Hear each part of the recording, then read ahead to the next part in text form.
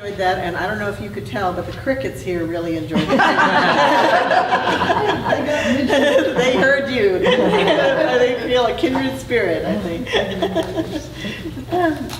So last but not least, we have David Meischen. David lives here in Austin, Texas. He is a native Texan, and he grew up in Jim Wells County. And David has been writing poetry for 30 years.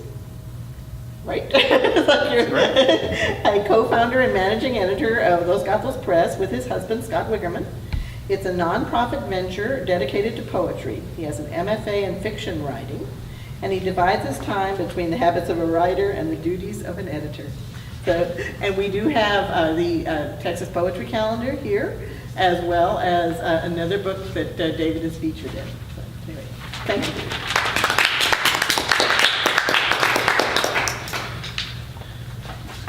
So, spending a good deal of my time working for a small poetry press, Scott and I have become more and more and more aware of independent bookstores. Appreciate them. Buy a book. Buy 2 books before you leave. Malvern is just a treasure for Austin. And you're coming up on a year soon? That's right. It'll be open a year soon. So come back. I grew up on a farm in Jim Wells County. My dad will be 90 on the 30th, and he's been on the family farm since he was 5 in 1929. Who stays in one place that long anymore? And his health is failing, and I've always had a strong nostalgic streak, but I've been thinking about the farm I grew up on and the people I grew up with.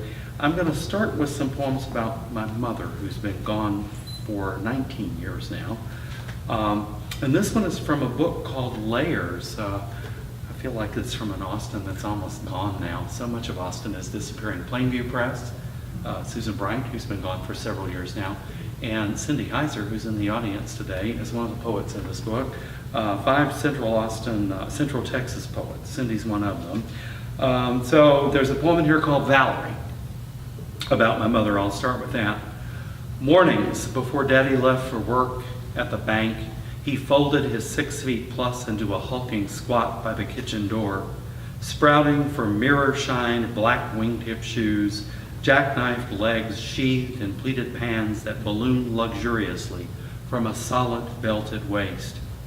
Eyes dark with the gathering weight of farm and drought and fatherhood, he'd crush me against himself and smack me with a whiskery kiss so overpowering that I'd wipe it off almost before he turned away, leaving us alone, you and the 4 of us, on 100 acres of brush country willed into a farm.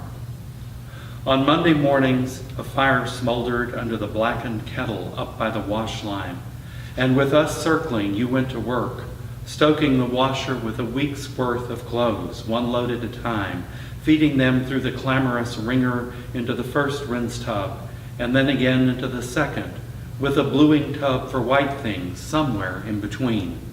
Then out to the clotheslines, 3 of them stretched along the outer yard, sagging under sheets, towels, dresses, shirts, pants, socks, and a scorpion lurking one wash day in the clothespin bag.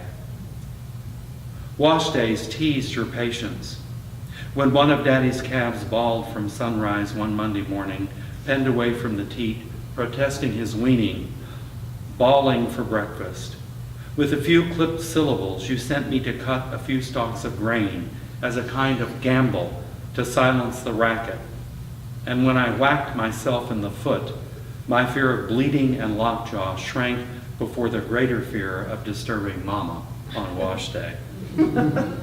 I wrapped the bloody mess in brown paper and sulked out of sight.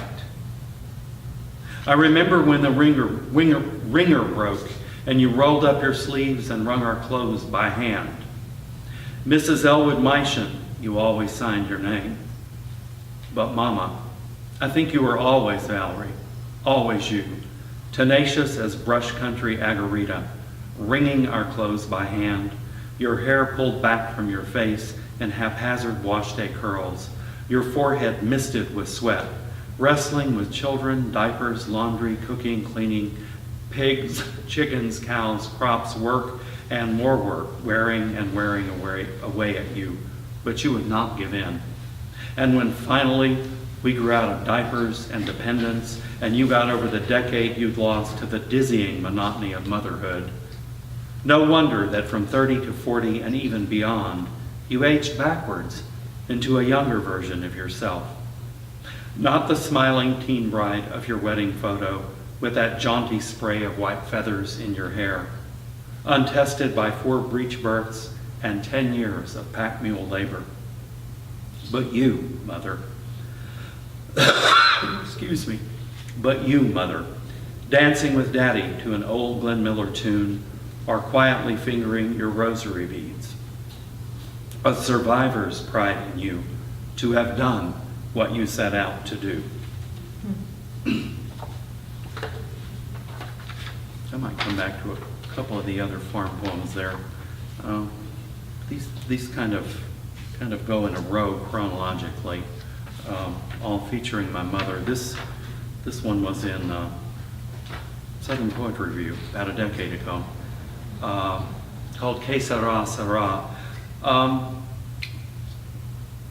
I sat down drafting this, and I tried to imagine what my mother's life would have been in the late 50s on one of the rare afternoons when the children and the noise and the husband were out of the house. And I pieced together what I knew of that period of time and what I knew she had enjoyed when I was a small child. And the title is taken from a song Doris Day made famous from an Alfred Hitchcock movie in the late 50s. Que sera, sera. She doesn't mind the time he spends in the domino hall downtown.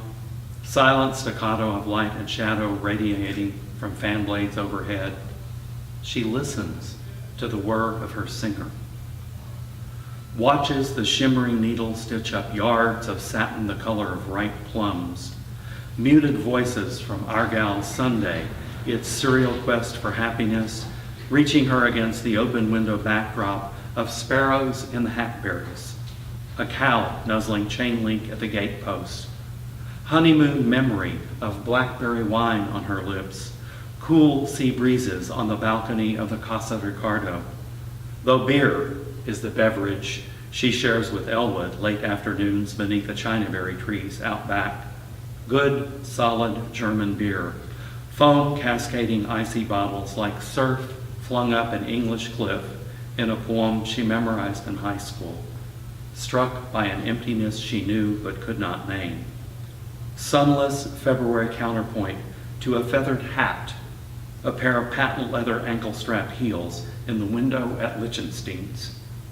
She walked right in and tried them on, risked Elwood's gloom, and brought them home.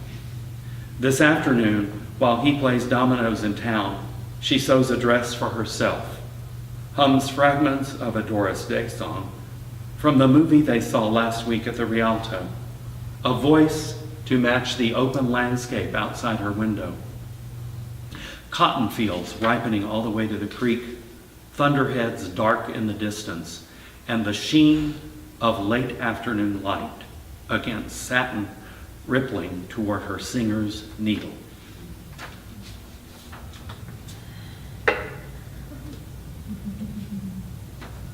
Sorry about my voice, nostalgia does that to me sometimes.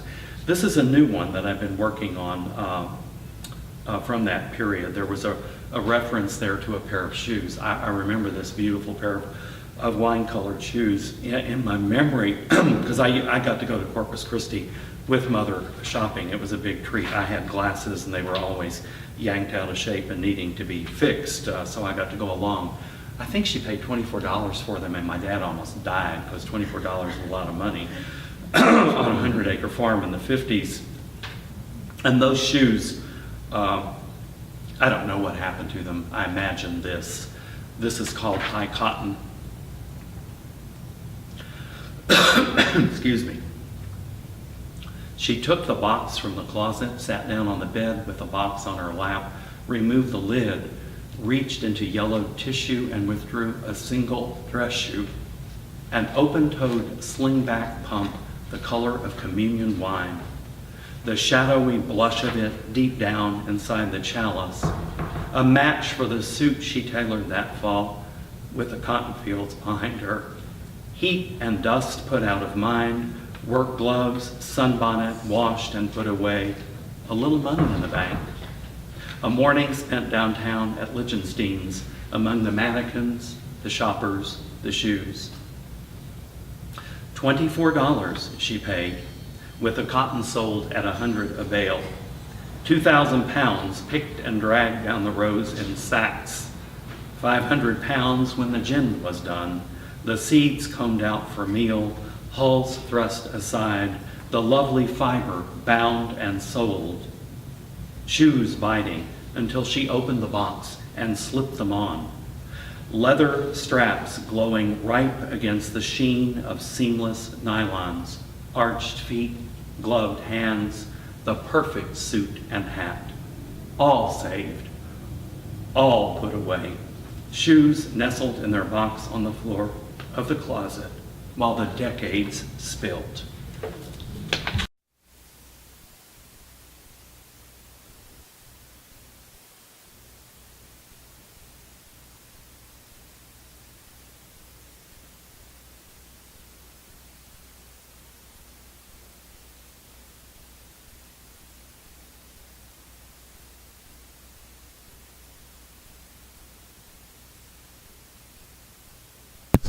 Things. In July, we hauled hay and we couldn't remember a hotter summer. The hay fields were dry and dusty, and the dust stuck to your face and neck. You could feel it in your nose and mouth and at the back of your throat. The hay dust was light.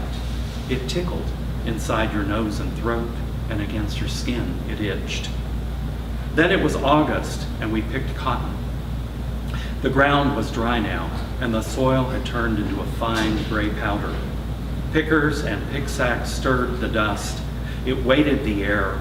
It coated your tongue. It closed your nose and clogged the sweaty skin on your face and neck. Afterwards, we plowed. You could feel the heavy pull of the stalk cutter and disc harrow as you watched the cotton stalks fall beneath the heavy blades and the stubble disappear between the discs, and behind them, the bare and dusty field. A cloud of dust hung thick in the air, and at twilight, a tired and blackened face stared back at you from the mirror above the sink. In the late evening, the Gulf breeze drifted in, and we sat on the porch watching the last light disappear from the sky, listening to the murmur of voices inside the house, and up on the hill, the coyotes howling. And I'm going to close with a poem from, I have to tell you a little story about this book. First of all, it's from about 4 years ago. It's called Two Southwest. Stephen Schrader, who grew up in the Panhandle and went on to become fluent in Chinese and live and teach in Chicago and China, he and his Chinese poet friends came up with the idea of this book called Two Southwests.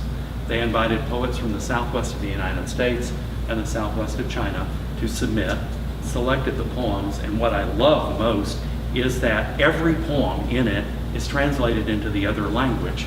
So here I have this poem called Dry Spell, and right beside it is the Chinese version, and I know what my name looks like in Chinese now. Anyway, it was a labor, well, you can imagine a labor of love for the folks who put it together, and I feel honored to be in it. And I wrote this poem called Dry Spell for my father in the summer of 1995. It was his first summer alone after years of married life on the farm. It's called Dry Spell. Ants arrive in June and strip the oleanders. Corn leaves curl and kernels shrivel, ruining themselves with aflatoxin. Mornings, Elwood stalks the pasture, dew catching in parched grass and muddying dust on his boots. Hefting the heavy-bladed grubbing hoe, he severs scrub mesquite trees at the root. Others hold on, tap roots deep enough to suck up water and turn sunlight green. They wait, sharp-edged, like prickly pear and Spanish daggers. When heat bends the gulf-thick light, he walks back to the house, hangs the grubbing hoe in its place on the tractor shed wall, and sits beneath the hackberries, remembering. Queen's Wreath whispers against the rumble of trucks on the highway, tempered by distance and sparrows. As a boy, Elwood watched the highway unfold. They used mules to raise up the roadbed, fed them Johnson grass hay, seed drifting along the Agua Dulce, runners burrowing after rainfall, undaunted by dry spells. Inside, he turns on the air at the dining window, his house so quiet now, a stillness inside amber. His sons and daughters smile from the walls, the light that shines on unlined faces, bright as memory 20 years later. Everything is where it should be. Brass pheasants nesting beside the couch, sewing machine in its corner by the window seat, sunlight pooling there. Elwood drives to town, plays dominoes with men he's known so long, their habits have worn smooth at the edges. So many years of the rough and jocular that grief can find no voice among them. Back home, he walks through heat gone gray and mild beneath thickening shadows, inside to his favorite chair. Beside him, Valerie's rocking chair sits empty. Elwood rests a hand on its smooth, polished arm, and pointing the remote, clicks on television news. He will fall asleep here. Voices will wake him, and flickering light. Thank you. It's been wonderful to be in this company. Carol and Sarah, thanks for setting this up. Thanks for inviting me. Malvern, thanks again. Becky, Joe, wherever he is. Oh, is Joe around? He had to leave. Oh, well, thank him for us. Browse. I know the poetry calendar is over there. I know that, and Layers is over